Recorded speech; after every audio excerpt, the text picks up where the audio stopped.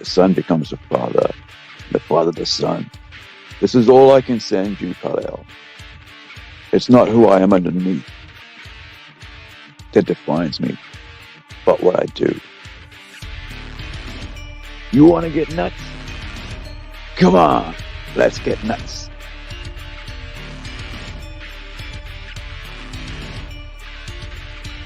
Just because someone stumbles and loses their path doesn't mean they're lost forever. You're making me angry. You wouldn't like me when I'm angry. I let my father die because I trusted him. Because he was convinced that I had to wait. That the world was not ready. What do you think? With great power comes great responsibility. We are Groot. We are Groot. We are Groot. We are Groot. We're Groot. We're Groot. We're Groot. I'm with you till the end of the line.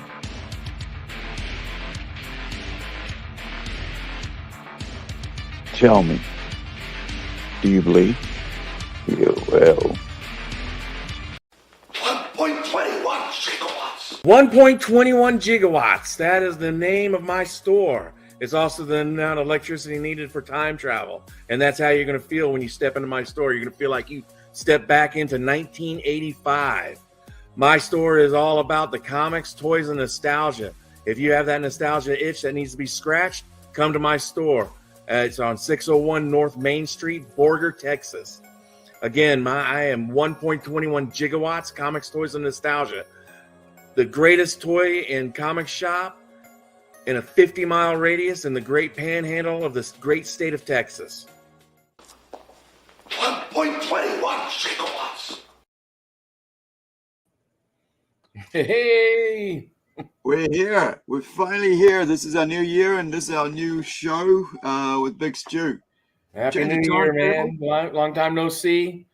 I'm glad I get to see you again this year. I had a really good time at the end of the year and a really good start of the year. So it's been productive, you know. So just glad I'm back on the live stream with you guys.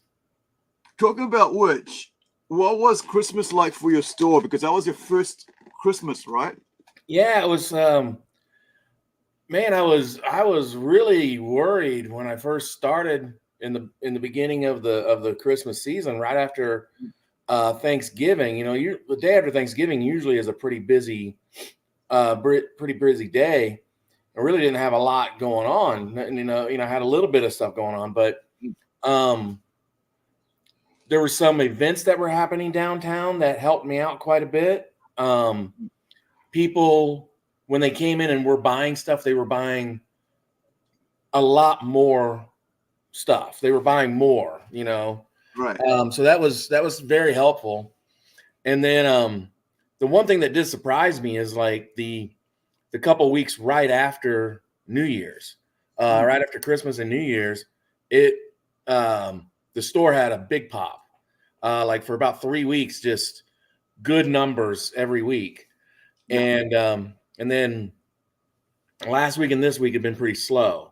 So it's kind of surprising to me. It's just kind of a weird situation. But you know, I still have the Magic the Gathering game every Thursday night.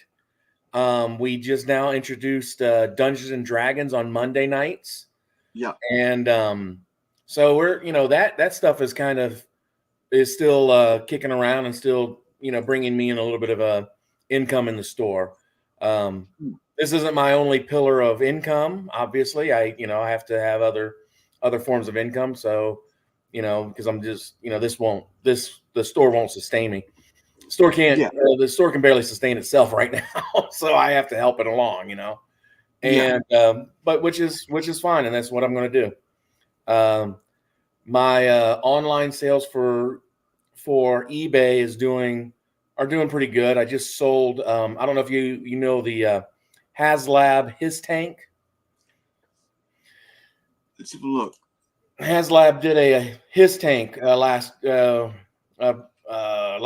and that was me to start getting ready to make a store, do a comic toy store when that Right. so I got 2 of them that came in, and I sold one yesterday on eBay, which was very helpful for this week's bottom line. And then made a couple other sales this week. I'm a huge G.I. Joe fan. I've been, everybody knows about that. Guy came in and bought a bunch of G.I. Joe stuff today. So yeah, it's been fun. The last couple of weeks of, the first few weeks of 2024 have been pretty decent. But yeah, Right. That's what it is. Right. So this is all that stuff came with it? Oh yeah. 4 action figures came with it. Cobra Commander, tank driver, tank gunner, and then a tank mechanic, I think what it was. Yeah, they're pretty neat, and they make them where you can customize them a little bit. Right. Mm-hmm. So, what was the price of this when this came out? I want to say right at $250 to $300. I can't remember exactly. About $300 is when they would come out. I was able to buy 2 of them, so that was cool. And then yeah, I still got one left. Oh yeah, I couldn't get rid of that one. I wanted one for myself. That might go for sale. That might go up for sale later on, but right now I just wanted one for myself. That was the goal. Have one to sell and one to play with, basically. And there's a lot of guys out there, a lot of the people in the collector community that complain about the pricing on eBay on these things. I kind of want to make a for the people, maybe the few people that are listening or whatever. If somebody's selling on eBay that you could have gotten originally, that you could have pre-ordered originally for $300 or whatever, and they're selling over $500 or $600, there's a distinct reason why we're doing that. eBay takes a huge chunk out of our sale for promoting, for putting it on their website, for listing it on there, and then they take the taxes out from us. They pay the taxes to our state for that sale. So people that are complaining about scalper prices and things like that, which they normally do on eBay, I used to be one of them, but I also now selling a lot on eBay, and my $500 price tag for the his tank, plus the $100 of shipping that I needed to charge, I netted just a little under $400 for the item. So I didn't really make a ton of profit on that item.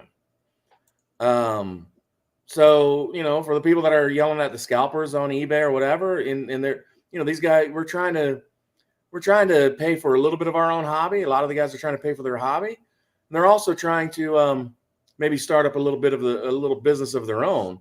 And these things aren't on wholesale. You can't get these wholesale. You pay that price to get them. Yeah. So, stop bitching.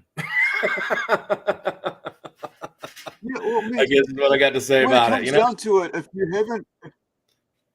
if you missed out, I mean, you had opportunity, like you said, these were available to purchase through, what was the way you could buy these anyway? The Hasbro Pulse.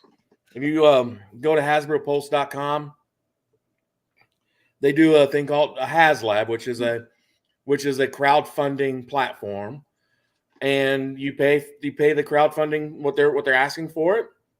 If it gets produced, they send you, they charge you for they charge you, and then they send you the item, that's what it is. Yeah. I absolutely love it because It allows me to get toys that I would like to get, that they don't necessarily make. Mm. And then and I'm able to, I'm able to have something, and I may even have something that later on that I can sell, to someone else. Right. It's, and people, now I think about it and it's like, oh man, it's kind of it's kind of expensive to pick them up, but if you're going on eBay and getting them, you missed out. You missed out on the first opportunity. Yeah. These are we're the ones that funded that are the only ones that are going to get that. That's a finite number of those Yeah. items, So, I just kind of I kind of wonder, like, it's almost basically prepay, right? You're prepaying it, and if they get enough money, basically crowdfunding, right? If yeah. if they get enough money, and then they produce it. If they don't, then they don't. But then the other thing is, If they don't once produce it, you don't get charged. yeah, So once it's been produced and you've got your item, now they've seen like the numbers and saying people are out there want this. Then they could basically do what us Kickstarter comic book people do. We release a copy afterwards to the stores, right? well, they have not done that yet, Yeah, from what I've noticed on Hasbro. So if you don't get it during the funding part, you have to go to the secondary market and pay the elevated prices. Mm. I had to do that for the Sky Striker HasLab last year. I had to pay the extra for that, Right. which wasn't. And if the price point on that for what you got compared to the original Sky Striker for GI Joe, oh, there's no comparison. It is such a superior toy than the one in 1983, and Yeah. and it should be. It's 40 years past, Yeah. but it's better than anything that's come out in the last 15 years. I mean, it is a really good toy, and it came with, I think, like 7 or 8 figures. It came with as well, Yeah. and I mean, it's pretty neat, and all the figures that it came with were O-ring figures, the old school O-ring figures for the GI Right. Joe. So I mean, it's pretty neat. So yeah, Hasbro Pulse is basically direct to consumer option that you can do. You can have it bought. You can buy it there. Yeah. If you're a retailer, there's obviously you can find wholesale prices elsewhere. Yeah. I'm trying to see about I want to see if I can get Hasbro, wholesale on Hasbro, but I'm a small store. I don't think I'm able to get what I don't think I'm going to be able to get Hasbro on board to for me to sell some of the Hasbro stuff directly here. I have to go to a third party vendor to get some wholesale prices. Yeah. But it is what it is, man. It's, and I'm finding right now that this town right here, there's a small market for action figures and comic books. Yeah. But the big thing here is Magic the Gathering, Dungeons and Dragons. Yeah. Those are huge staples here. So that's I may be, in the next year I may be shifting my focus onto that. More of Sure. a gaming and hobby shop. But we I'm also showing. I have a movie night every third Saturday of the month. I show a movie, and I try to. I want to try to theme it to the month. It's a little hard. When you got like January. There's nothing really goes on in January. Other than the New Year. But excuse me, I had an itch in my throat. Anyway, so my first movie of the year is tomorrow. I know that's Right. the fourth Saturday, but it's going to be tomorrow, and we're showing Tombstone. I'm just trying, Right. I'm just trying to keep, older movies between 70s, 80s, and 90s. Nowhere, not much further, unless it's Yeah. like an iconic film, and and having fun with it. And it's free. It's a free movie. Come in, buy some popcorn, buy some candy, buy a soda, sit down, have a movie. I have a nice large projector in the back with a nice big screen. It's about 10 foot. I have about a 10-foot screen, and go back there and check it out. And so that's the first movie of the year. Will be be tomorrow. I showed a Right. couple of movies on during Christmas. So just trying a bunch of different stuff, trying to get people interested in coming into the store. And even now, after 6 months of being in business, Mm. I still have people come in and it's like, I didn't even know this place was here. Yeah. And I'm like, man, this town Yeah. is small. I mean, how did you not know it was here? Well, it's a normal thing, right? If you don't go out of your way to look for something, you won't see it. Oh yeah. You know, and so a lot of time people don't see it there. And but if you've got like local, I guess TV stations over there, or if you got like little news newspapers or something that's actually doing, oh, there's a new, let's do a community project story on this, there's a new business up, and what's their business doing is, that sort of helps. But I mean, it depends whether that's even their in their mindset to do something like that. Right. Because usually it's like, if it's a business, they will usually think like, oh, how do we need to get them to pay advertising, right? Yeah. And so they're not always do they always go out of the way to often do they go out of their way to just do free stuff, just to show there's other options in the community here. Oh, yeah. Especially if you got game nights, if you got movie nights that actually involves the community, that should be it's a plus for getting kids out there to the shop. But not only that, but actually parents with their kids out to the shop. So it becomes more about parents becoming friends with other parents and kids becoming friends with other kids at that time. So let me just check his. There's around about, I think, just after Christmas or during Christmas, we had Hasbro, cut about 1,100 jobs and starting week sales. So let me just see if the date it came out on, because sometimes, it could be a bit earlier, could be a bit late. I'm not sure exactly what they're saying with the date here is, but I mean, it's a bit it's a little sad. It is. In the retail landscape. I just went through Here's something, right. So he's talking about retail. So let's have a listen to this. That move means some stores will close. Mastermind operates 66 locations. It's owned by a private equity firm, Birchill, and had been looking for new owners, but a deal did not come together.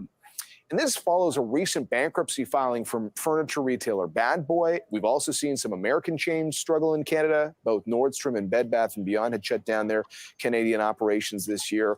Let's get some more perspective from another Canadian toy retailer. Samir Kulkarni is the CEO of Showcase, which has 150 locations in Canada and the United States combined. Showcase's merchandise is heavily influenced by social media trends, what's happening on TikTok. And Samir, busy on this Black Friday, joining us from New Jersey, where he's been monitoring the store activity. And it's great to have you back. Black Friday is the day after Thanksgiving in the United States. The retail landscape. I just went through a whole bunch of the things that we're watching very closely. I guess with Mastermind specifically, what was your reaction to that story today?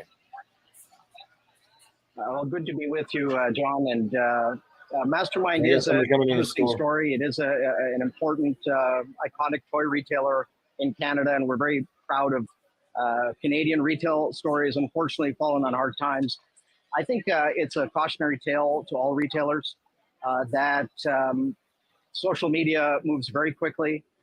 it moves faster than most of the retail sector. And if you fall behind and stop giving people what they want, then that's going to hurt. We had a guest earlier today, the former head of Sears Canada, who implied that a lot of retailers are still navigating that period of a challenge that began during the pandemic itself. Maybe you can walk us through just sort of the ups and downs that you've had to prepare for, just going back to, call it 2020. Right. So it has certainly been a crazy time at Showcase and for all retailers. We actually stayed open during the pandemic as an essential service and becoming a leading retailer of PPE. Of course, post-pandemic, there were many new trends that emerged, such as fidget toys and other things that were really an effect of the pandemic time period. But now that spending has come back and things have normalized more, the supply chain crisis is over, things are going a little bit back to normal. Unfortunately, though, with inflation, it means that people have less money for disposable spending than they used to. Now, but that's not to say that people aren't spending. So our focus at Showcase has been on Gen Z spenders, which is age 10 to 25. And we found that they are spending in a very big way. Yeah. And you talked to us. So here's the thing. Now, you've got a gentleman there you want to introduce me to. So let's do that. Real quick, I just want to have a look at that. Yeah, real quick, I just wanted to show you because we were going to talk about Conan tonight. I got a friend here, Tim. He's one of the local police officers here, and one of my best customers. He's a huge comic book fan. He just brought me one of the comic books that I've been looking for, Conan #1. He found it the other day. Dude. Yeah, sweet. Anyway, Aru, this is Tim. Tim, this is Aru. Hey, how's it going? Kura. So, but yeah, I wanted to show that off to you for a second. He brought me some good. Oh, sorry, I took myself off the screen. Hey, man, how's it going? Yeah, man. So anyway, he just wanted to stop by and say hi or whatever, and drop that off. If you want, right to the show. So, how long have you had that? Have you had the comic? Because I have a friend who's like a huge Conan fan. Yeah. You got a friend that's a huge Conan fan? Yeah. Well, Shane, whose artwork I always hold up. He's a huge Conan fan. I mean, I'm a huge Conan fan, right? But he actually draws them and stuff. And but I actually bought him King Conan as a gift last year. Or was it the year before? I think it was the year before. And I got a CGC. Whole, it's sort of like a graded version. So that just so he could have that, because he's not into graded either. But like I just said, so he could have one and I could have one. Yeah, what condition is that? It's not in great condition. I mean, it's been beat up pretty good. Yeah. It's probably below a 4. It's probably maybe at the most of 3 would be it'd be hard pressed to get a 3. So it's a good reader condition. At least you have it, right? That's what it comes down to. I'm the same. It's like, at least I have that comic. I don't care what condition it is. At least I have it. Still not a cheap book, even in that condition. Still not a cheap book because it came out in the 70s, right? Yeah. I mean, it was a 15-cent book when it first came out. He also brought me Conan the Destroyer #1. Oh, that's so cool. The movie thing, and then he brought me some other Conan books to add to my collection. So, I bought the #1 from him. He just threw these in for me. Right. He's a good dude. Tim is a great dude. Yeah. He had to go out. He had a call. He had to run out. He's active duty police officer, one of the finest here in Borger. I mean, just a stand-up guy. Everybody he interacts with, regardless, he treats them like a human being, and you don't get that a lot, So he's really good dude. Like, it's only like the 1% that's always, out for themselves, and there's like the 99 that are, decent people, and I think a lot of time people concentrate on the 1% and make it hyper, Oh yeah. But I was with the comics and stuff. I think, there's a revival in Conan, which is quite interesting because I have noticed that. I've noticed that I'm a big YouTube watcher. I want to be a YouTuber. I want to start my own channel at some point, and but I've seen I like watching the movie reaction people, right? Especially if a movie I've seen. And there's been like 10 or 12 in the last few weeks of people just watching Conan the Barbarian, where you don't, I didn't get any Conan the Barbarian stuff on YouTube other than the you know, Minty review. I don't know if you know who Minty is. He's in Australia, I think. He did a Minty top 10 review of Conan the Barbarian, things you don't know about Conan the Barbarian and stuff like that. Yeah. And that was for years. And then now all of a sudden just pop, pop, pop, you know, Conan is having a little bit of a resurgence. I don't know if it's the I don't know if it's that it's available on some streaming services more often, or if it's just people are just discovering it all of a sudden. Well, there was a guy who complained about how, this thing about Conan a couple weeks ago, and because of that, everybody was like, because he's kind of like he's scared. I'm scared of Conan. It's like it's like something weird like that, and so there was this whole sort of like let's rip on this guy because why are you is Conan such an epic iconic character, so well, I think you sent me the article the other day. I kind of breezed, or I saw the article, either you sent it or I saw it on your feed, and his complaint was that it was misogynist, and and I'm like it's written in an age where one he's a barbarian gladiator that his only love is war and violence. That's he lives in this type of a world, and he only respects women when they can fight just as well as he can, or if they can fight well. That's the only time he respects women. Newsflash, okay. And then it was the other thing is like old tropes of a time that has gone by. They were written in the 30s, dude. Of course they're going to have these types of tropes. And the thing is that these tropes are not only the from the 30s, but he was writing about he's writing worse about women because of the time period it was taking place in, the barbarian time. So the guy just has no clue. Review it for what it was, not what it is now. Right. But it's just so ridiculous, man. I like how are they? It's really weird imposing your common modern sensibilities on something that's been created almost 100 years ago. That's also, by the way, set in a time another about 2,000 years prior, right? Yeah. In the early days of man, or barbarians and all that, and then you're like trying to. It's weird. I think it was William Shatner say something like that recently, because some lady hit him up about, what about all the sexism and all this in the movies and stuff, and why does he always go in, find himself in these situations, when he gets to these alien places. And it was interesting what he said about it. Let me see if I can find it, because I think it's on Twitter. And but you can see here, like this King Conan, right? Last year it's closed, pre-order's already closed. And we're talking about the whole pre-order that HasLab does. This is Super 7. Yeah. I mean, look at that. Yeah, I want that figure. He looks great. I have a few of those Super 7 figures. Right. Yeah, I was gonna, and that one you can order the throne with it. Yeah, man. I was like, it was just crazy. Yeah, that looks looks good. Have a look at this. Well, because it's only a 2-minute short thing.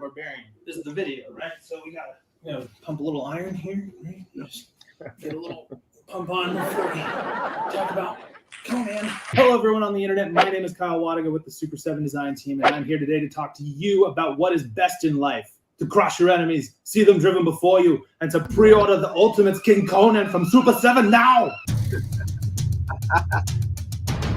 Great.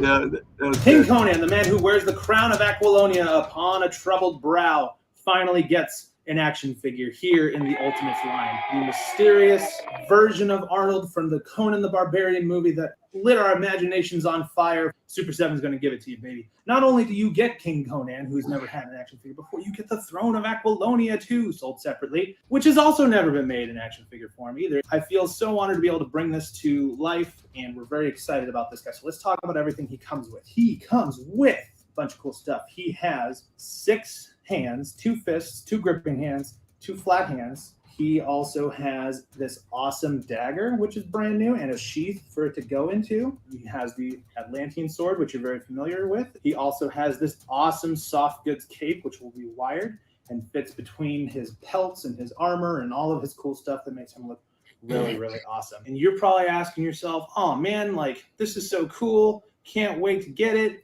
Look at all the stuff he comes with. But can he sit on the throne? Yeah, he can.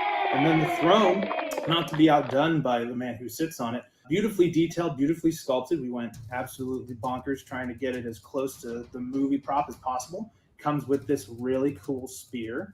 And there's a little notch here in the stone of the base that lets it sit just like so, just like the movie.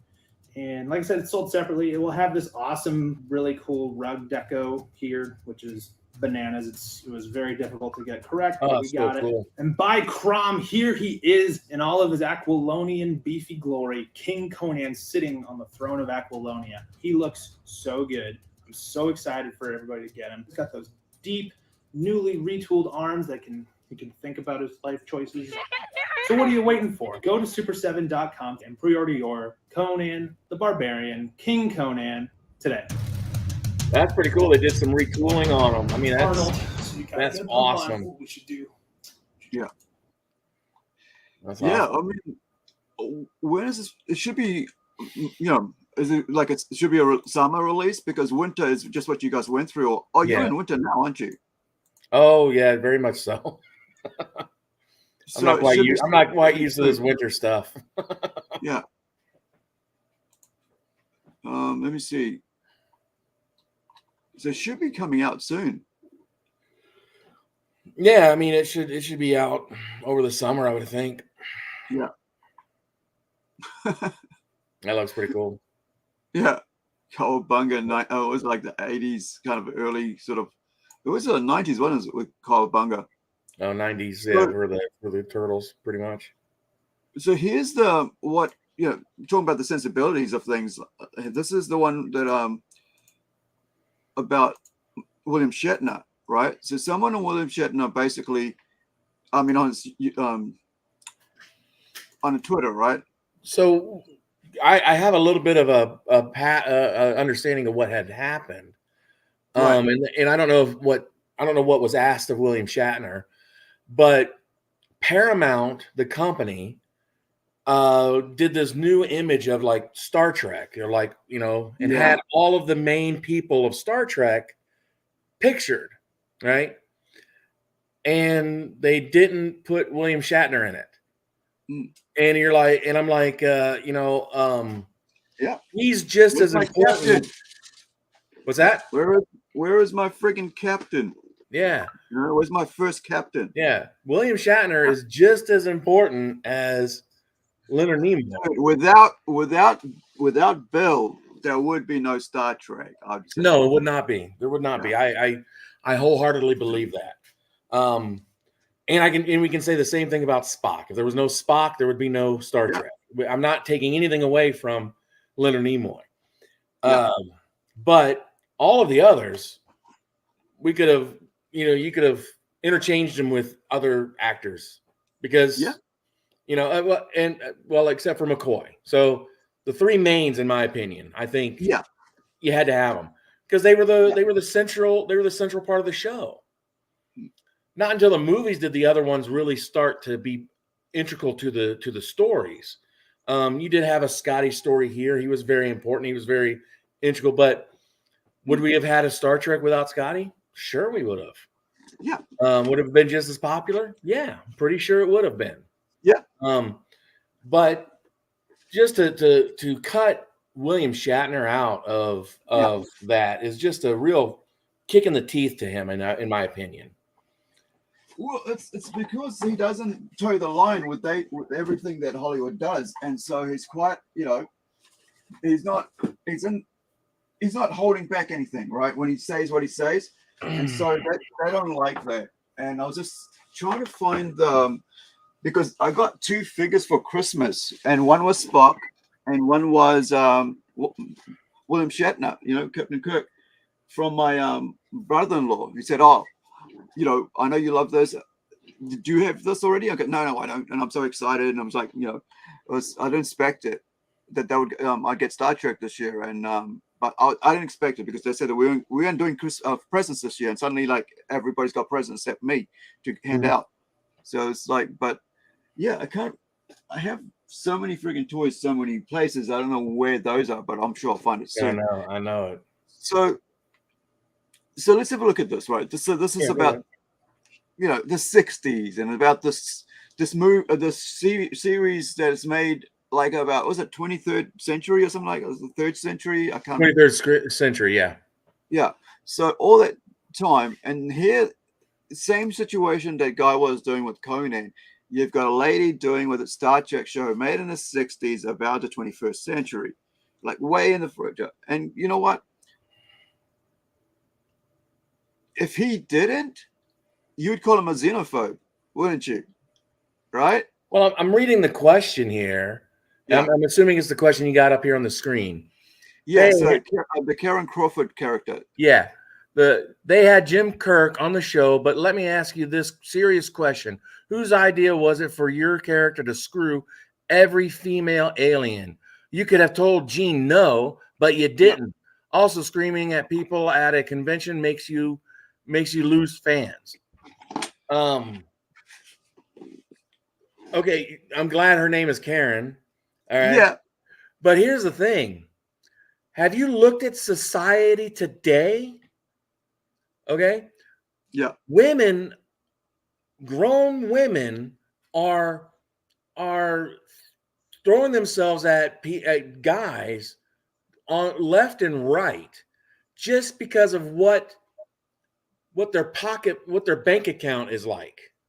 Yeah. Nothing else. Okay. Yeah. There's so many videos online showing that. Yeah. These women.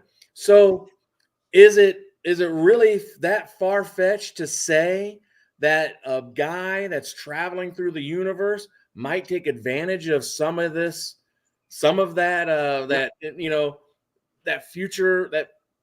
future stuff, or society has reached that same way, in these other places, because all of the societies that have been pictured on Star Trek are based off of some sort of past society or current society on Earth with regular humans. There's a lot of similarities, Yeah. So is it really that far-fetched? No. And why are you complaining about it? He's just being himself. He's just living his true self. Why do you care? Right. The cool thing is that he actually responds to this, right? Okay. He goes, here he goes. This is what this is what they're using, right? So this is what I love about him. So, sweetheart, stop using presentism, right? What's happening now to judge a 1960s show, right? It makes you look desperate and silly. Notice how I used toxic masculinity to begin this, right, sweetheart? Right. Right. And so, you look at these things, and I'm like, this is why I like this dude, because if you look about it, he's walking around with it, like the show is about him being this leader in the forefront of the world, and you kind of think like anybody in leadership is always targeted by the female thing, right? Gender. Have a huge conversation about this today. Yeah.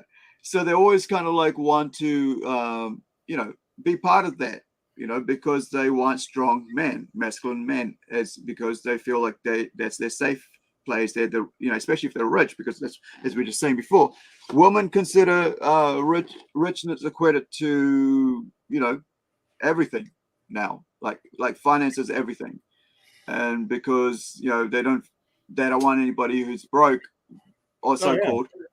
It's like they have this imagination that it's like you gotta make like six figures to actually be with them, and they're like a zero. To be honest, I've seen some zeros in my mind, and I'm not that handsome or anything like that, but I, in my own mind, can say you're a zero, and there's no way anybody with a five-figure thing would ever think of you as anything else when they can have models, right? Oh yeah. It's just it's so ridiculous,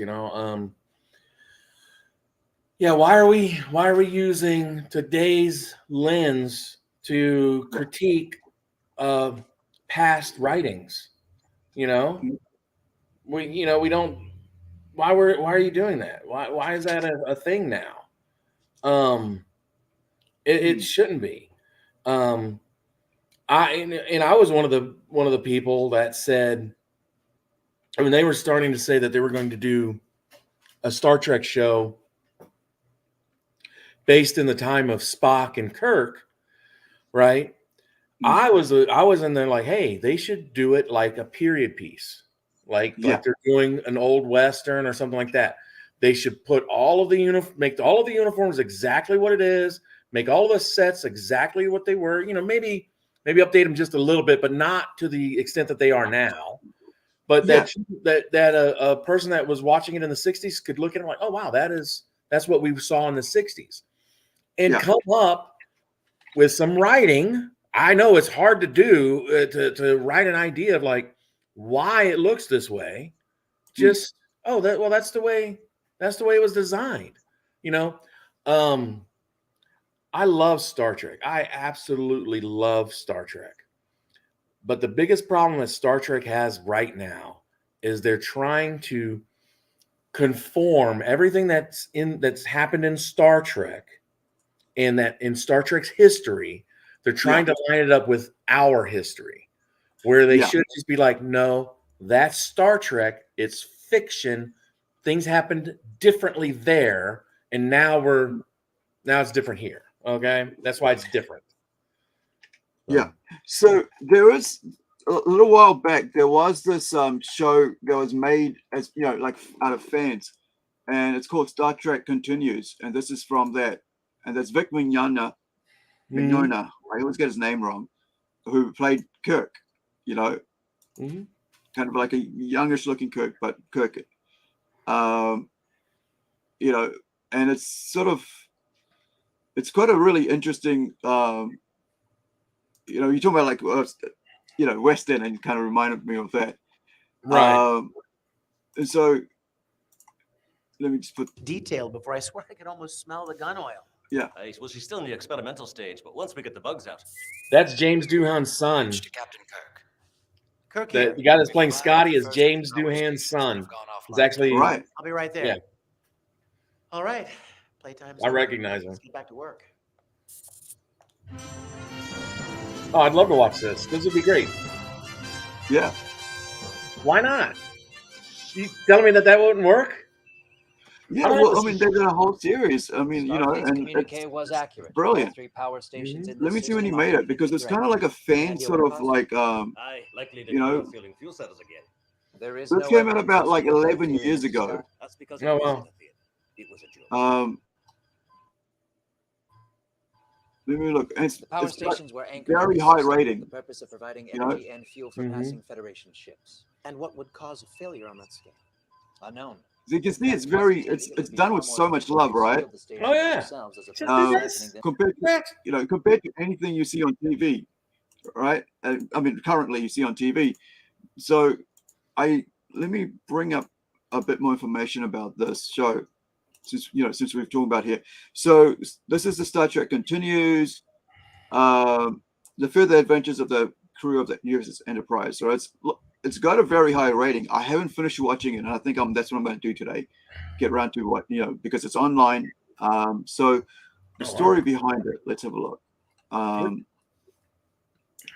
Right, so this is the USS Enterprise's historic 5-year mission continues with all new episodes of the original series.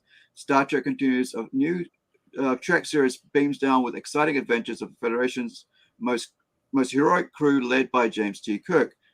And that's the thing, right? Most heroic because they're the first going into the friggin' unknown. You know, they're like the pioneers, right?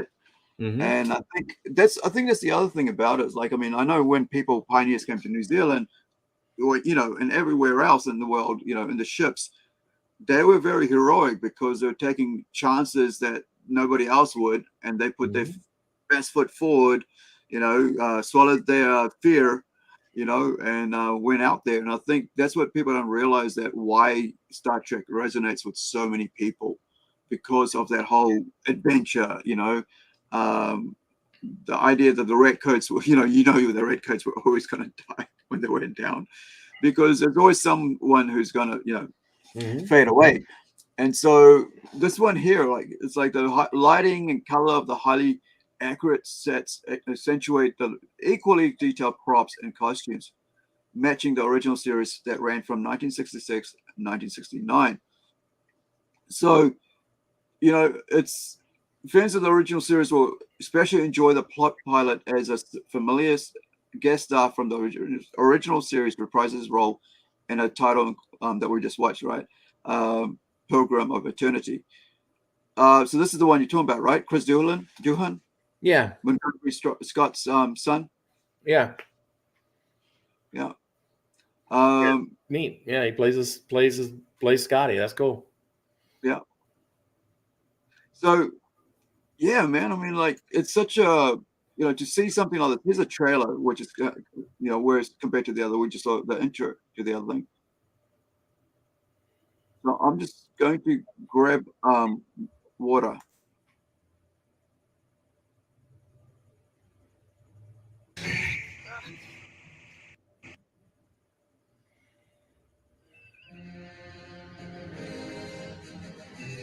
Apollo, all I desire is life and peace. You expect us to...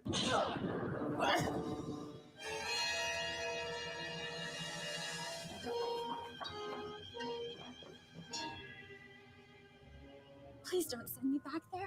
You have no idea what it's like. When I'm done with you and your Starfleet, you'll be lucky to command a Gamma Scout. I'm about to violate direct order from Starfleet Command. What the devil's going on, Mr. Spock?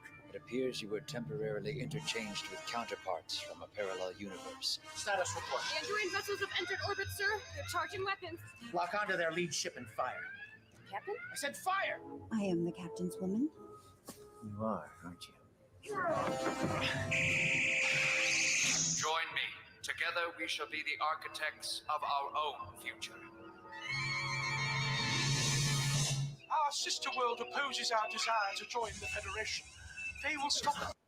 It's so cool. Like, it's just it feels in everything, and the way the part that he looks like Kirk too. I mean, looks like William Shatner. That's cool. That's really cool. Yeah, Vic Mignogna is a anime voice actor, and you can see. I would love to know. I mean, I think it was like a whole kind of like a fan, crowdfunded event that they put together, and you can see how much love they put into it by just the amount of work they've done to make it look like that. Even like making the cinematography, the camera work, the tones, lighting, everything like that.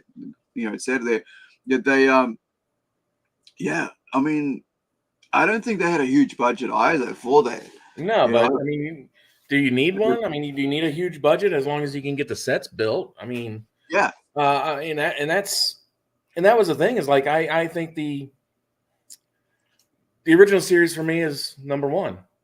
Number two is The Next Generation. Then everybody else is, in third place somewhere. Yeah. They did Star Trek in the first two series, the original series and The Next Generation. They used that platform to talk about issues we have today. Yeah. which can still be done, but we don't have to change the in-universe history to match our own. Right. Okay. We can, we can say, well, women decided that they really liked wearing short skirts at this point, or that was what it was, and that's how they decided to start. That was the fashion of that era, because everything will come around again. Something will come around, and that will be, I can see it. That will be the fashion again at some point. I hate to tell you guys, that's the truth. Like, what was flares came in like about 2000s. Return in 2000s. From the 80s, actually from the 70s, right? Flares were the disco 70s. era. Yeah. It's just I remember I was wearing mum bought me flare suit around about the 80s. So that's how I think of it in the 80s. But it came back 30 years later. It kind of everything sort of pops around generationally. So this is a story, so it's a web series, right? So Star Trek Continues is an American fan-made web series set in the Star Trek universe, produced by non-profit Trek Continues and Dragon Inc., produced by Far From Home LLC and Farragut Films, who previously produced a fan-made Starship Farragut series. So 11 episodes between 2013 and 2017. Now, let me see. So here's, you got Vic, James Kerwin, Julian Higgins, and Chris White directing, and you got all actors here who took part. And I bet you, I see that Grant Imahara was in it. He was from MythBusters. He's a set designer, or he was a I can't remember. I don't know what he was called. Not an architect, but loses it. I lose it. Electrical engineer. Engineer, yeah, he's an engineer. Yeah. Huge Star Trek fan. You know. Yeah, he passed away a few years ago. Yeah, 2020. Right. Wow, he's only 50 years old. Yeah. 49. 49, yeah. Yeah, so he worked with he was on Industrial Light and Magic. That's freaking is that George Lucas or is it Spielberg? George Lucas. Right. Yeah, he did a lot. Yeah, they had some good people on the show. Working on it to make it look good. You got to hear here we go. This is what it was. So I knew it was something to do with Kickstarter, but I wasn't sure. So a portion of the funds was raised by thousands of backers through Kickstarter, Indiegogo. What fan created, as with such Star Trek productions, user copyright properties from the original series was allowed, so long as the production was not commercial. So it could only be web series, and that's why it's on the web that you can watch it under the Star Trek Continues page there. So 40 to 45 minutes 55 minutes episodes are pretty good. It's a good chunk. That's about what the average episode was about 45 minutes, right? So now, who was it written by? Doesn't really show the writers. Let me see. Pop this up. Writers, features.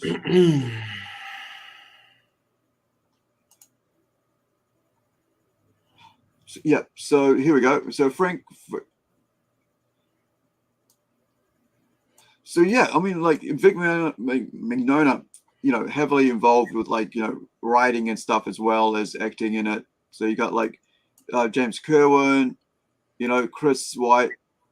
And it's basically the three people involved in bringing it together, which is these folks here, or the four people I should say, directing as well as writing it. It's quite cool. No doubt. But it's just such and that's the thing, it's weird, you can have the fans put together something that's more quality and more loyal to the actual product than a billion dollar company like Paramount or whatever, who's holding on to it, is onto the rights, is doing. And because I think the devotion is that, the thing is that fans are trying to make it for fans, and they're doing it for their friend and their friend who is also into Star Trek. And so they know that what they're going to have to produce isn't about money or anything, but it's more about how good we can make this work for fans alike. Whereas whereas if you're doing and it's expected, right? Like if you're going to make a show for TV, you're going to do the clothing, the toys, and all that. And so you got to make your revenue back because advertising dollars and all that. But they're not doing it for the fans. They're just doing it because they got to do it, and because by doing it, they'll be able to bring in more money. Right. Which kind of I guess segues us into talking about toys. All right. Right. Let's do some unboxing. Because I think that's enough of us talking. So toys unboxing. Well, I got one thing to unbox, and I got 3 things that are already unboxed. Awesome. I can never wait. Yeah, I've got two things to unbox, but I don't want to this is going to go back in. And both of these are sale items, by the way, right? This one and this one. I picked this one up yesterday. And because this was so cheap, I picked up. I bought another one online. Oh, that's Supergirl. Yeah. So do you want to start or shall I start? I'll start. How about this? I'll do 2, and then you do 1, and then I'll do my 1, and then you do 1, and then I'll do my last one. Cool. Since I got 4 things, so we'll figure it out. Let's go. So my first thing is, because it was supposed to be a Conan episode. Yeah. What we were talking about. Conan the Adventurer. This is Conan the Barbarian right here. This is Arnold Schwarzenegger. Oh, it is. Yeah. Looks so young. Yeah, and then he comes with a extra pair of hands. And comes with an extra pair of hands, comes with let me put him down for a second. Comes with another a necklace. Yeah. So I'm trying to get it on the camera. Yeah. What's in the necklace? It's the jewel. It's supposed to be the jewel that he stole in the movie. Right. The big ruby. But it's not, I don't know why it's not that color. And he's got another hand, and he's got one more hand. And then the other thing is he's got another head, a really good. Oh yeah, the classic. Yeah, that's really good. So good. So I got that one. And then I got Thulsa Doom. He looks so good. And it's fabric as well. Yeah, it's so cool. Yeah, cloth. He's a super good figure. So what? Go ahead. What brand is this from? These are Super 7. That video that we saw, this is this is Super 7 right here. And then and he comes with his snake head. Because he turns into the snake in the movie, and the snake head, his mouth opens up. Comes with that and several different little items he's got in the. It's really cool. It comes with a bow and arrow. Yeah. If you remember the movie where he shot the girl with the snake head arrow. Yeah. And he's got several different hands, and then he's got one more. Oh, the dagger. The dagger is really cool. That's awesome. Isn't that cool? And then he's got the detail. Like Super 7, I don't think I own anything from Super 7 that I can think of, but the detail and everything into it. And you got the snake on the crawls. Yeah. Oh, is that when he changes into a snake? Right? Yeah. Yeah, that's when he changes into a snake. So yeah, those are my first 2 I wanted to show you. So, but yeah, I got these for Christmas last year. Those are my big Christmas presents. 2 of them were to myself, and one of them was from a friend. So, yeah, so that's also my goal for this year, right? Is to get a Conan, and it's, for us here, it's like almost like twice the price that'll be for you guys over there. Right. Exchange and all that. So yeah, it's kind of, so I'm like making sure that like it's weird because I could just like save and not buy all these other figures and then I'll be able to buy it. Whereas like, I just, if I see something on special, I buy it because it's on special and I know I'll miss out if I don't get that. Oh yeah. So when I first saw this figure, right, I was like, I really, really want this figure because it's the only character in that whole show that I like, right? In Flash. And I was like, oh man, but it's $50. Oh wow. It's $50 for New Zealand, right?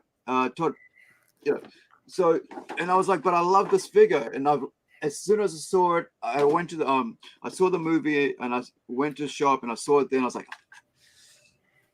and I said, I hummed and hard and I went, yeah, no, I'll just wait.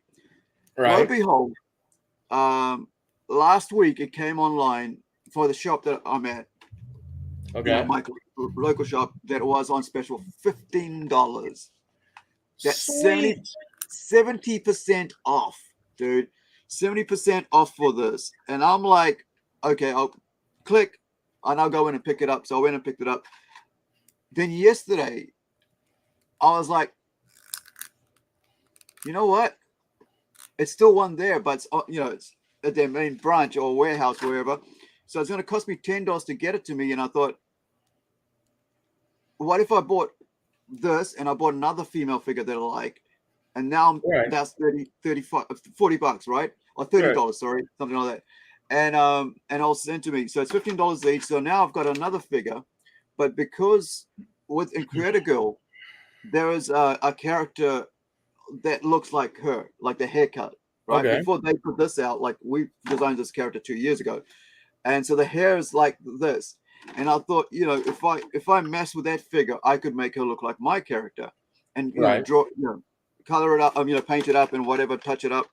And so this one here is because it's one of the more expensive ones. It comes with the stand, right? So it's got this really cool stand, so you can do that, do that pose and in flight and all that. So let me pull this out so we can have a good look at this. Go down there.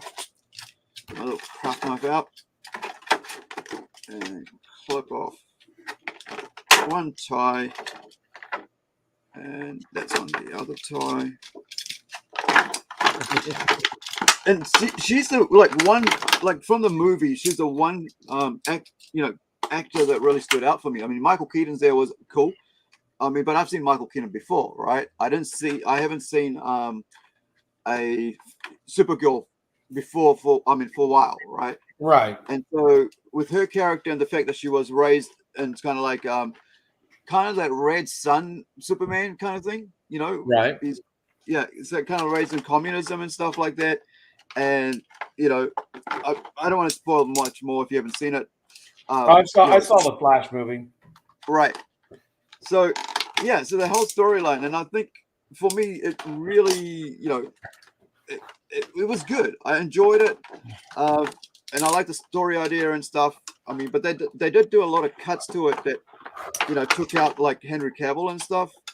Yeah, I mean, his storyline in it would gel everything together because then he could meet his cousin Kara and everything would work, like better in that sort of sense. But I think they should give this character a standalone movie, But because they're going in a different way, it's not going to happen, right?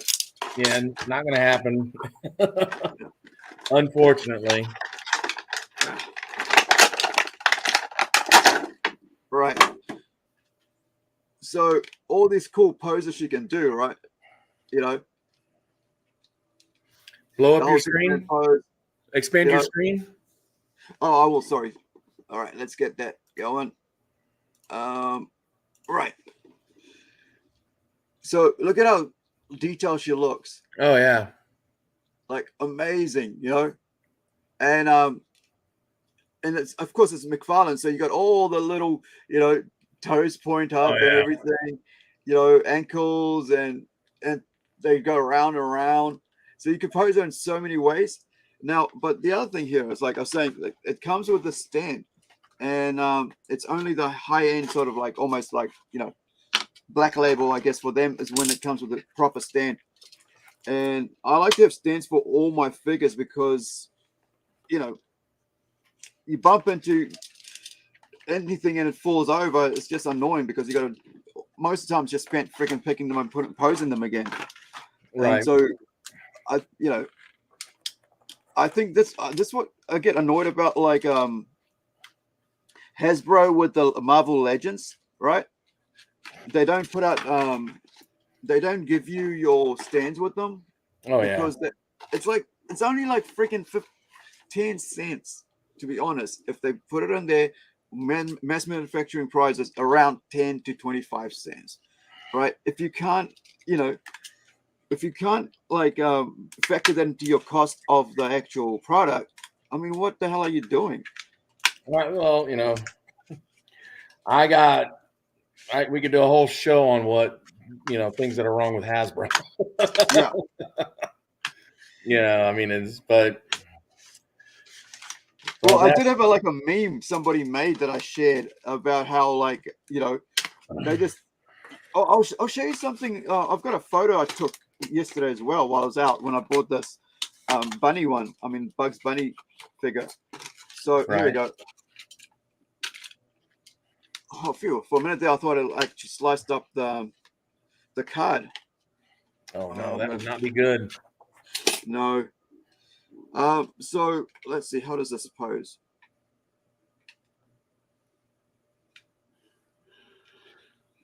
Am I holding it the right way? Oh, right. Okay.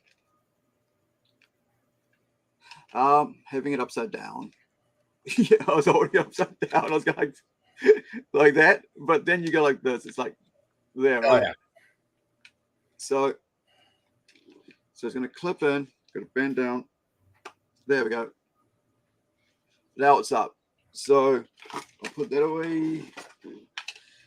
Now I've got a messy, very messy desk here, but I'm going to try to show it to you guys. So, okay.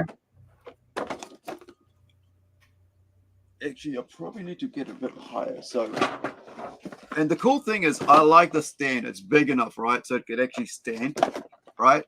Mm-hmm. So this comes with like 2 little hands as well, extra hands. Right. Oh wow. And so, you know, it's got the stand.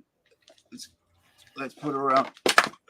Oh no! Yeah, I was almost thinking like it's gonna go down and I'm gonna like break it, and I'm gonna step on it but accidentally, but it's fine. So it's like a jaws of death thing, right? Yeah. You go spin it and it comes back in around her waist, and now actually let's bring. I think that's a bit too high. There we go. So you could basically pose her like that, right? Her eyes up.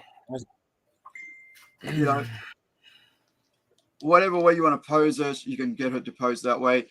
And it's just such a cool, I like this, right? This is worth it when you have something like this, because a lot of time you want to pose the characters and all you can do is like have them standing. But you also have this little peg here, so you can actually have her standing as well, right? Mm-hmm. But now, if I have a smaller figure, which is really cool for here, if I have a smaller figure, I can have like a smaller figure being posed there with her, right? Or I can move this maybe to a bit of side and have a character there. Let me see if I've got a small one here that could do that. No, not you, not you, not you. Oh, no. But he's too big, I think, but I think I could get away with, say, that leg, right? Yeah. Will you get in there? Uh-oh. The hole is bigger for these ones. Okay. So different, different sort of size of pegs. Yeah, it is. So the clear pegs are bigger than the ones that come with the black ones, right? Right.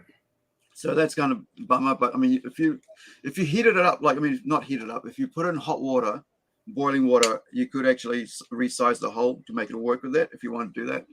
So, but you know, here is my last year's purchase of what you call it, black suit, Superman. Yeah. Animated series, Superman. Yeah. Yep. And so you could, pose them together. I'm doing it that way because the legs are really flimsy, and if he stands up, he'll just fall over. Right. Because like it's really weird with the legs. So like it's already wants to fall over because it's top heavy. I should say that's basically what it is. It's just top heavy because he's got skinny legs, and because he's heavy up top, because design, he's just gonna fall over. Oh yeah. But this is So like I said, I bought another one because it was 70% off, and you can't go wrong with that. That's awesome. All right, it's your turn now. Let me get off here. Right. So this is my other Conan. Oh, you have two. Conan the Barbarian from when he infiltrates the temple to save the princess, to rescue the princess. That's that one. I love this so much. There's so much detail on it. Blood on the tip of the sword. He's got blood splatter on his bicep. He's got it all over. I mean, he's got blood on his waist over here, on his chest. I mean, it's pretty neat. And then he's got his head. He's screaming. He's just like, this is not going to be good for you if you deal with this. But he comes with he comes with some extra hands as well. He comes with 4 other hands, so 6 hands total. Comes with a scabbard for his sword. Wicked. And that can go onto his belt. And he's got one more head too. Right. So I like this. I like that one where he's just stoic looking, just like And look how his eyes are. This detail on his eyes. They pop right out. So that's my second Conan. My second Conan action figure that I want to show you. So back to you, man. All right. Let's see. So I'm quite jealous because that's my goal this year is to get a Conan. Which I can easily do, but I'm just the spoilers. You're going to be even more jealous after I show you the last figure. Okay. All right. So this is another figure I saw last year. Like these ones, they come in one by one, right? Like you get like this one, and then you get that one on their own. But they don't do, this is all the different options they give. Let me just go solo again. Yep. So I was in town yesterday getting herbs for my garden because I bought a whole bunch of herbs to plant out because I've got a balcony garden, set up the pots and everything. So I was like, okay, I'll go have a look around because I always do, like, if I'm there at this place, it's like a department store, so clothing and food and everything. So I always start off with like walk around to the toys and then I'll go do my business, right? And so the first thing I got to was this, and it was like all these were like these, like I saw only this one, right? Like the single ones that they had, like the packs, that size pack. Yeah. And when this came out last year, I was like, I thought it's a McFarlane one. I didn't realize it was a Warner Brother one, and so I thought that's a lot of detail and stuff. And I thought I'd like one. Maybe I didn't know which one I'd like, but I like the black suit anyway. I've always liked the black suit, and I was like, I'd like it, but I'm not sure if I want to pay for a Bugs Bunny, and it seems that nobody else wanted that either because not all of these went into friggin' sale. So they were like $12 down from $25 each, right? Because it's Warner Brothers, so mass produced, right? However, they came with these really cool cards and stuff, but these 3 packs, I didn't even realize these 3 packs existed. Right. So now you have like Wile E. Coyote and you have Taz as Flash, right? And you have the black suit. But also you had the whole Harry Potter thing as well. So you could get the Harry Potter ones as well. Now, so I decided rather than pay $12 for each one of these ones, right? So the Coyote and, you know, Bugs, and I thought, well, since there's 3 figures in this, I'll pay extra $5, which is $30 now, down from 24, right? I mean, up from 24 because of 12. I could actually have another figure. So I thought, oh, let's go with this. And so, you know, just waiting, I was able to get a great discount on this product that I actually wanted, but I didn't rush in to get it. And I think this is the whole thing with like the pricing market with Hasbro and with toys. I mean, with $24, it's pretty cheap for action figure, right?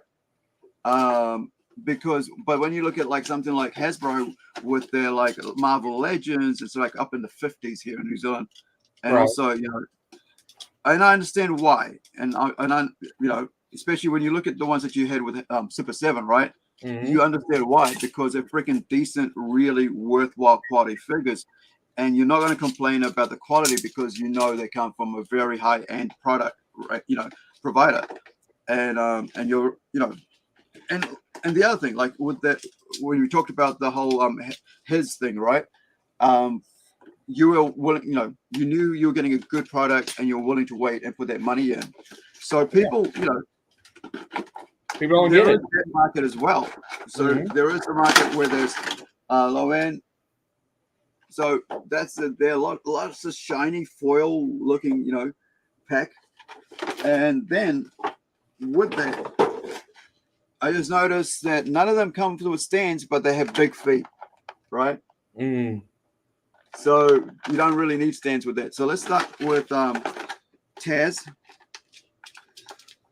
Tasmanian Devil as a good choice, right? As a Flash, you know, because he's always rushing around.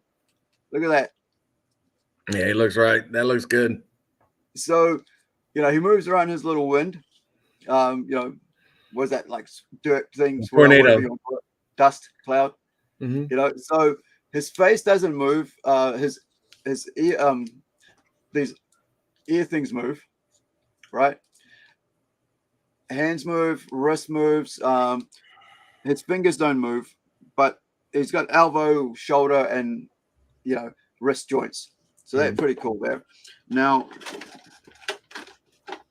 let's have a look at Coyote. Now, I didn't notice this, but Coyote comes with a fabric cape. Oh yeah. And the reason I think is there because when I looked at it, he does this, right? So he can actually fly, you know. if he wants to jump off a cliff, like I think if you look at the back of the, I think if you look at the back of the box, I think his arms can even go further up. Unless it was an animation. Oh yeah, you're right. It goes right up. So you got to put this right up, like behind his head. Yeah. How is it? How do they pose him? So it's got to go right. Oh, let's come off. Fingers back in there. Oh no, it's not the fingers. There's a little knob there or something that holds that in place. So let me put him down. Let's get this up and let me bring the camera down so we can see this. All right, so still a bit. Yeah, it's it's a bit interesting. I mean, like it goes right up, but it is quite flimsy. So I mean, it's just cloth. So it's got that real little. Let me bring this down a bit more. There we go. Oh yeah. So that's him there. And then we've got Taz. Oops. That's better. And that's what I mean about like the big feet, right? So it doesn't need stands, or like because it's got huge feet, Right? The cartoony feet, shoes and everything. And now for bugs.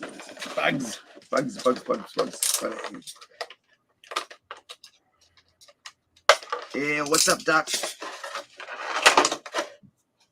You know, and so lots of articulation again. Unlike the McFarlane, the toes don't go up. Oh, of course, yeah. It doesn't really need to. You know, oops. Let's go there. So, you know, it's a really cool figure. I mean, for kids, for $12, you know, I mean, $24, it's fine. You know, price wise as a present. But like right now, I mean, if you're in New Zealand, the warehouse has got for $12 for these. You know, and with that, I think kids, you know, parents will be buying it up large because of that price, you know, drop. But it didn't last long, and I think that's, you know, it was only out for about maybe November to, you know, January. Now it's at 3 months, and it's already, you know, they've decided it's like, you know, it's, you know, it's not, let's take up too much space, let's get this out there. But these are really cool figures, and I think, you know, they're really, you know, they're worthwhile for that, you know, with the change in price. But they do also come with cards. So you've got these 3 cards for each character, and then the stands for the, you know, the cards. So let me see if I can pop them out. I don't like how they're posed in here though. No, I mean, I don't mind I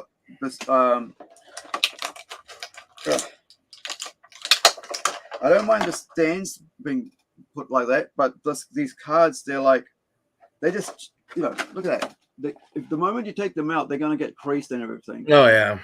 So if you're actually in here to, you know, kind of like trying to collect and stuff, there's no way, you know, they're going to come out without being creased. So each character card is, you know, nice and really cool. You know, it's got the hollow foil. The character themselves don't have the hollow foil. It's everything around them that has, as you can see. Oh yeah. And it's actually foil on the back as well. So it's certificate of authenticity, right? So they're numbered.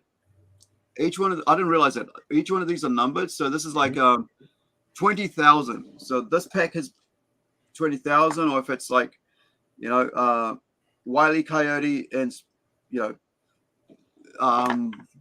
it's 110. Sorry, it's 1,004 out of 20,000 is this one. So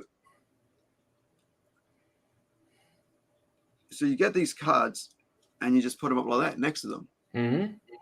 So yeah, I think that's pretty cool. It didn't come too creased though, except you know, this one was really bad. Look at that. Oh man, that's yeah. So, you know, it's not like it kind of feels like it's gonna be a collector piece, you know, because it's the way it's all packaged and stuff and what it is.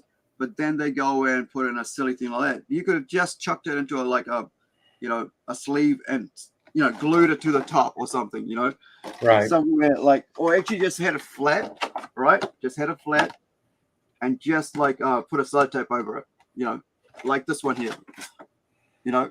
Those hands are just sellotaped. And now you basically ruined the one thing that you wanted to like make sure that was really impactful, right?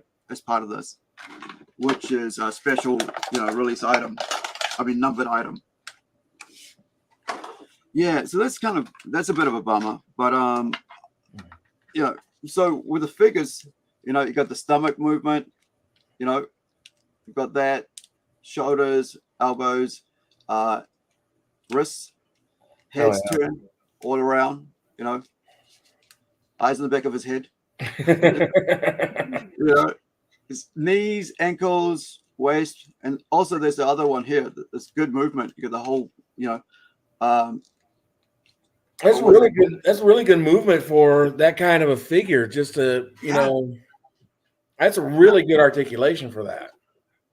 And it's loose and it's not like tight, and you know, and I think this is it.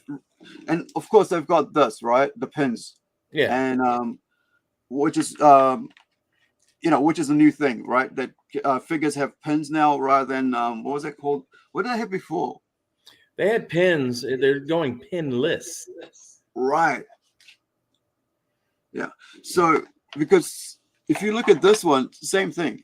Yeah. You've got pins there as well. Yeah. But yeah, I'm really proud of this. I mean, I really love this character. I mean, like the Supergirl character. I think they really need to do something with her, and and whatever gun verse they have, and that'll be pretty cool. So I'm gonna pop myself off now, and we'll get to see your one. All right. Your final one. Yep. So I have been unpackaging this one a little bit as we were going because there's a lot to it. I got him mostly out of the box already. So he's a Mezco 112 figure. This is the box that it comes in. Oh. Yep. And then on the back, this is what you get. Yeah. Okay. So I went ahead and got him out already. Yeah. Let me be very careful. Just a moment. So that's Frank Franzetta, Conan Barbarian. Yeah. In action figure form right there. That is so cool. He's got the sword. Yeah. The sword can go in his little scabbard right here. Yeah. Super simple. Real chain on the scabbard. Yeah. Chainmail right here, like real chainmail. Yeah. Good soft goods for his loincloth there. Right here. Super detailed. If you can see, he's got scarring from the many battles that he's been in. Good articulation on the head. Good articulation on the body. What's that? Raise it up a bit. That's it. Perfect. Okay. I mean, everything is just really, really fantastic in here. And they just did a pre-order for the newest one that's coming, another Conan figure from Frank Franzetta, the King Conan version, which I pre-ordered already. And I'm excited about that. These figures run about $100 on average. If you get them in the aftermarket, you got to pay $200 to $300 for them. So best get them pre-ordered. His stand is this, and it comes with and those in the stands that they come with have the same type of thing that yours is, but I can either have, if you see, I can have the sorry, I can't see my figure. Yeah, the peg, right? You see the peg, but I can poke that peg out of my stand. Let me see if I can do it without losing it.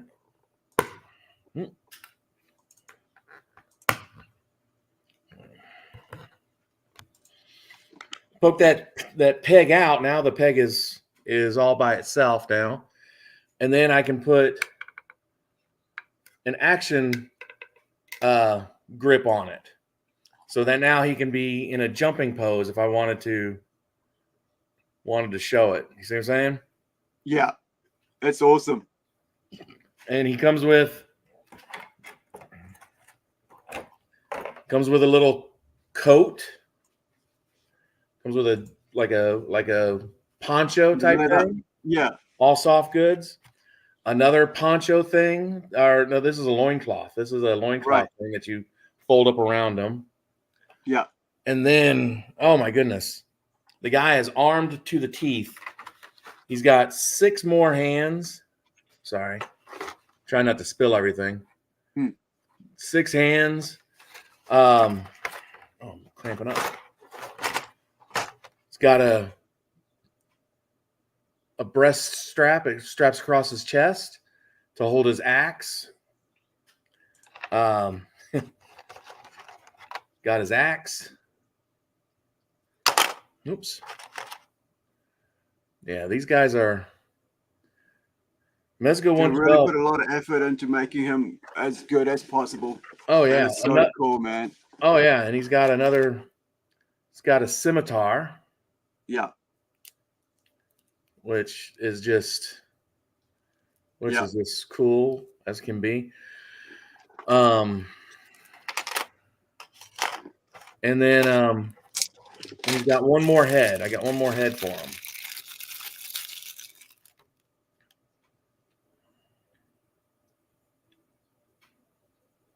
So yeah, man. I love this figure. I absolutely love it. I put him away when I moved. He'd actually been open for a while. I had him for about 2 years now. Yeah. And I kept him in his box. Yeah. Safe wise. And knowing that we were doing a Conan episode, I'm like, gotta get him out. Get him out. He's got a little knife. Yeah, it was a little dagger. Yep. And everything goes right in, man. This is Mezco 112 is what they're called. And they are just. So is that is that 12-inch or what is that? Like, I mean, like it's 8-inch, wasn't it? It's 6-inch. Okay. 6-inch figure. It is the truest 1/12 scale of all the action figures right now. So it's a true 6-inch figure. 1/12 scale is a 6-inch figure.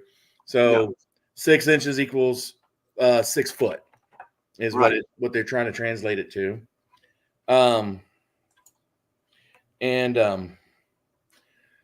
He is.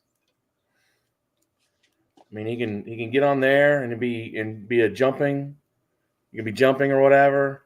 Oh, I love it. I absolutely love it. And the other thing is Mezco gives you, along with everything that you get in the box, they do this for you, which is pretty cool. And I've already got it marked. You got a little baggie so that you can put all of his stuff in there, so that when you have them displayed, you want to change it over, you just come to the bag and you pull the accessories out. I mean, they put a lot of thought into these figures. I have a few Mezco figures, and they're wonderful. They're just wonderful figures.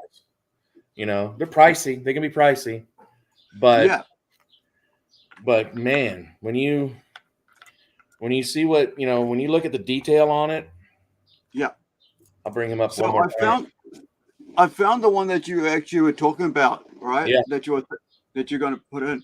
Yep. Now, when you do this prepay, it's a deposit first, right? Deposit first, and then when it's produced, when it's made, and everybody's getting them, that's when I'm charged the rest of the money. Right.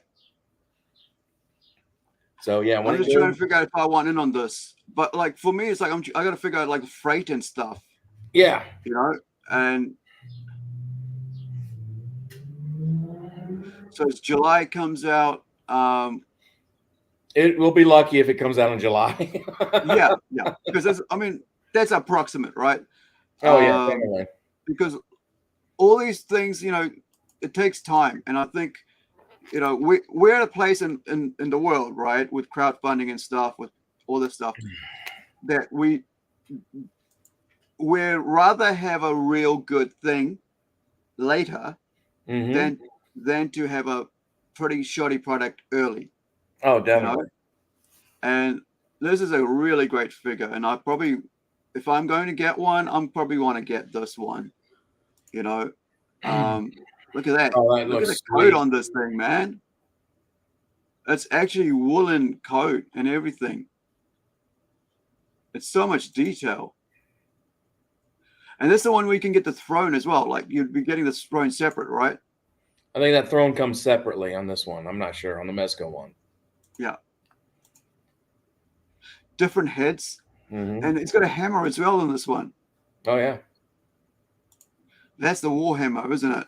Mm-hmm. With the spike on the end and everything. Mm-hmm. That's the one with the... Hey, tell me, I forgot to ask before when you're showing that. This here, like the chainmail, was it actually metal? Yeah. Yeah, it's actually metal. It's... Sorry. Yeah, it's real metal on there. Because like when you had it up, I was like, I got to ask this question because that's the one thing. Because I mean, you cannot have Conan without Red Sonja. So they better be putting out Red Sonja soon. Oh, there's a Red Sonja out already, but Mezco didn't make one. Right. But if you look at the difference between the Super 7, Yeah. Super 7, what you call it? The anyway, they make they accentuate the features. They overdo them a little bit. You know, I mean, Conan from Super 7 is way bigger than Conan from the Frank Frazetta. And then the sword is literally, if you look at the sword is literally the same size as Conan is Conan. You know, right. So they kind of overdo it on Super 7, but this one, this is just like a real legit representation of how he should look based on the Robert E. Howard stories. I mean, and I mean the detail that they did in this. I mean, I don't know if you can see it. You can see the scarring on it. See all the scarring on him? Yeah. You know, and all those little, all those cuts across his arm and then his shoulder face, there. I mean, yeah. I mean, his face just looks, I mean, you don't want to. Right. They actually, like with this one, like unlike the Super 7, the jewelry's actually colored, right? It's painted. Oh, yeah. But, you know, the Super 7s are $50. You know, $50. They don't quite have the same articulation as this guy does. Right. And they don't have nearly the accessories, you know. But this guy, he's got his, just the detail on the ring on his arm, you know, he's got good, decent articulation, you know. The guy, it's just a good figure. He's got, instead of like the hinge joint on the, you know, the hinge joints that you get, his is a ball joint on his wrist. Let me put that up again. Yeah. See, the wrists are a ball joint. Now these are, and what happened, you can turn it so it's different, you know, different type of. Go around. Yeah. Right. Like your wrist would do. Yeah. You know, and then just the ease of the thing going into the scabbard, and it can lock in place. There's you push a little bit further and it locks in place. Yeah. So it won't come out. Yeah. Looks like Mezco's really thought through, you know, because they're really designing good product and a good price, of course, you know.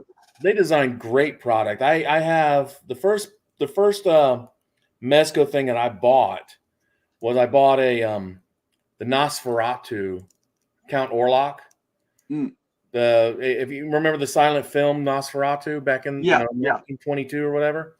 Yeah. Well, that's where they started. Mezco started with those types of figures. And it was their 20th anniversary, Mezco's 20th anniversary, and I bought the Silent Screamers. It's called Silent Screamers, and I bought the Nosferatu, and I got him, and I'm just like, oh my goodness, I can't believe how good of a figure this thing is.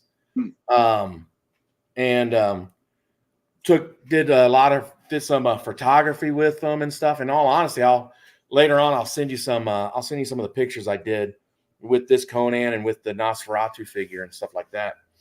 But this is it. Yeah.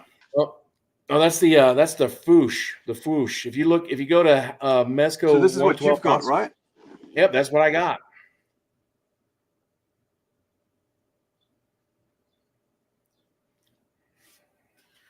Right, we're gonna have a look at that for like a horror show, horror toys, and we can have a look at that. Yeah, I think we. But I want to show you something. Carry on. Ahead. We were going to do like we were going to do a horror show or something like that at one point, and that was the one I had set up for it. But I think we lost it. We weren't able to do it or whatever. Is this the clip where he describes Conan in this movie? Yeah. How about we do a horror thing next week? Can we do it in 2 weeks? Okay. Let's do it in 2 weeks. Right. So, and I'll talk to you a little bit later I'll message you a little bit later, or after the show, message you a little bit later. But now, yeah. Do you have anything else to show, or else we'll just close up with this one here? No, I'm all done. That's it. That's all I got. I huge Conan fan. I'm not happy with the female Conan movie that's coming out. Not gonna go see that. I saw that. She is Conan. It's called, and it's like just call it something else, man. But she's not Conan. I put a clip out about it, and it was just silly. It is. It's like what you're trying to do is market on the name. That's all it comes down to is marketing on the name and nothing else. So I'm gonna put the link for that video in the okay. Not all right. But I'm all done, man. I'm all finished. Yeah.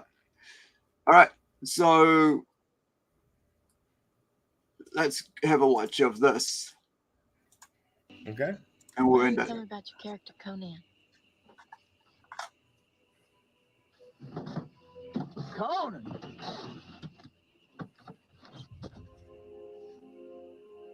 Conan is the damnedest bastard there ever was. He's got a long black mane of hair, crystal blue eyes. He's a fighter, born on the battlefield. To him, combat's the way of life. It's all he's ever known, all he ever wants to know. He's no soldier who was taught to fight. To him, fight is an instinct. It's a pony! Like his legs, his arms, his chest, his full neck. Believe me, he don't take it from nobody. He'll fight man, beast, devil, or God. And when those women feel those tree trunk firm arms around their waist, they melt like butter on a hot skillet.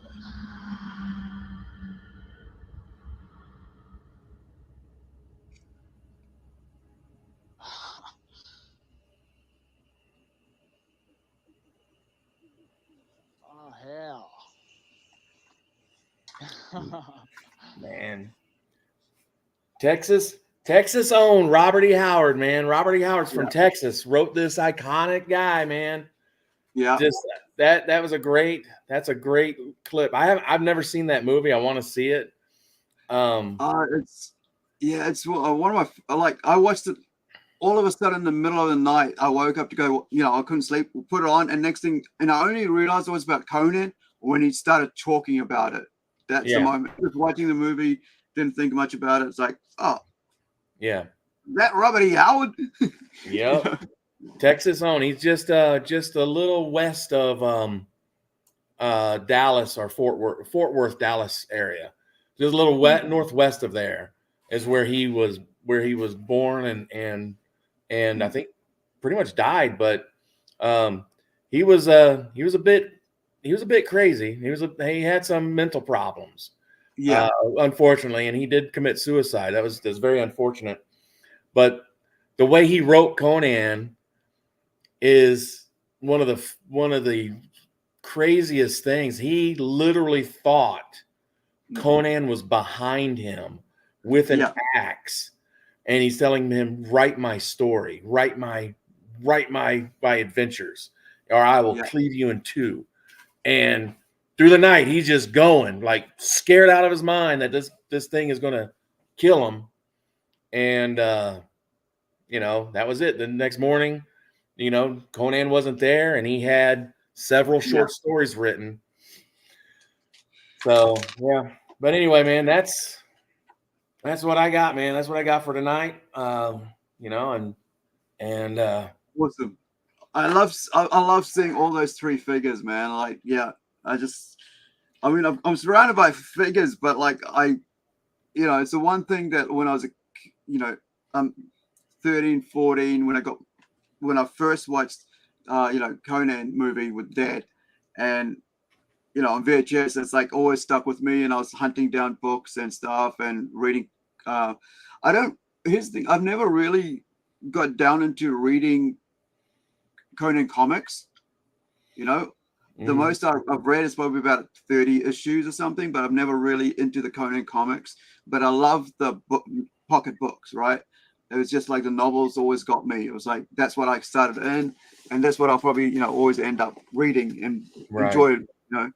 But I mean, I love seeing the Conan comics. I love seeing him, you know, drawn by Frazetta and everybody else. There's a recent one, a series of Conan comics called Conan the Barbarian out of Titan Comics, you know, out of the UK, and because of the license, you know, it's a freehold now, and so they've been putting one out, and I've gotten a couple of the covers, variant covers, and I thought I'll just get it because I love the covers, and then I get told that it's actually a decent Conan book, you know, and it looks really good. The artwork, you know, and I haven't even opened them yet to even, you know, kind of like have a look at them, because you know, if I want to read them, I'm just going to read them online or something on digital, even though I own the physical copy. So Conan the Barbarian. Is Conan the Barbarian a free use now or no? Yeah. It's this one here. Right. So I think it's this one. Let's make sure that's this one. But let me just have a look. It's from Titan. Yeah, this is the one. It's from Titan things, and they got that's Marvel. Is this the Marvel one? No, it's Titan. Look. Well, that's this is a new series out of Titan. Okay. I've got this cover. I have this cover. Okay. This is the one they did with that like a tribute cover to the other one, homage cover. Right. Yeah. I have this cover. See, these were produced by Marvel originally. No, they Marvel, when they came back to it in about 2018, they did it. Yeah. But Titan Comics is out of UK, so they're doing Conan the Barbarian as well. Okay. Yeah. So I have I think I was getting this cover, and I might have missed out on it because it's a movie cover, right? But I got the Magnolia, and I've got this one, and there's another one I've got. I can't remember which one it was. No, but there's like, they did a whole bunch of variant covers on this, and it's just, you know, and it's Jim Zub's the writer, so, you know, these are all the different issues that come out over the last couple of months. Okay, well, I swear those ones have come out years ago, and for Marvel. I don't know, maybe it's different, or I don't know, because the covers are very similar. Yeah, I mean, like, it's, you know, it's just opposing and stuff, and I think that was funny. Yes, similar. I don't know who did the cover for that, but that's just you know, Kid Conan. But yeah, that's pretty cool. Oh yeah. Got that one with the horn, bullhorn on his head. This is a Jay Lee cover. Jae. He's the one who did the Stephen King. Was it Dark Tower?